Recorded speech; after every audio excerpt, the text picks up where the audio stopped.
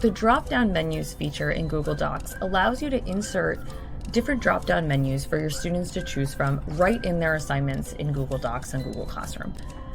So I've given you 2 examples of ways that you might use this in your class.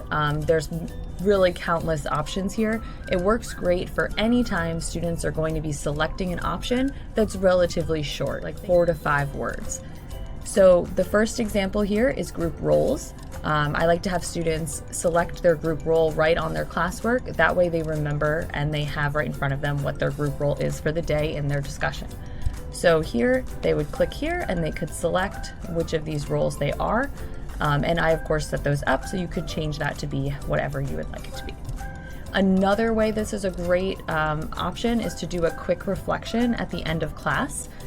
This allows students to choose from a few options that you've set up. It takes something that might take 5 minutes and makes it take 2 minutes because it takes out the guesswork of the typing. It also allows you as the teacher to kind of quickly go back and see what people are selecting because it's color coded, so you kind of see it at a glance. So for example, the student might answer this question: how did you feel about today's activity?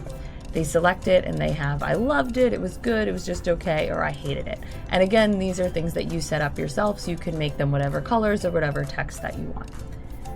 So how do you do it?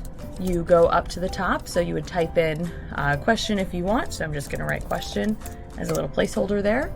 You go up to the top and you click Insert Drop Down, and then that will open up this drop down menu for you. So once you create a drop down in a document, it saves it here. So these are the 3 that I've already included in this document: the group role, did you love it or hate it, and easy or hard. You can create a new one by clicking New Drop Down. And here you type in the template names that you can find it again. So we'll just call it template. And then you set your options. So you can change, whatever you want these to say.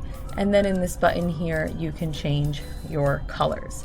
I like to make the first one select one because that's what the students will see. And I like to change it into some sort of bright color, maybe a red or something like that, just so that the students see it and they know exactly what they should be doing. And then here, we go ahead and we select the different colors or whatever that we would need. And you can add as many or as few options as you want. You click save, and there it is.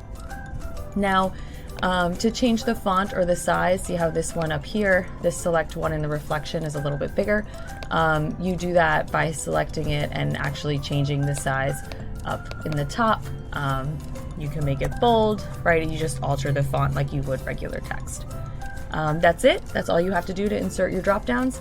I hope this helps you in your classroom.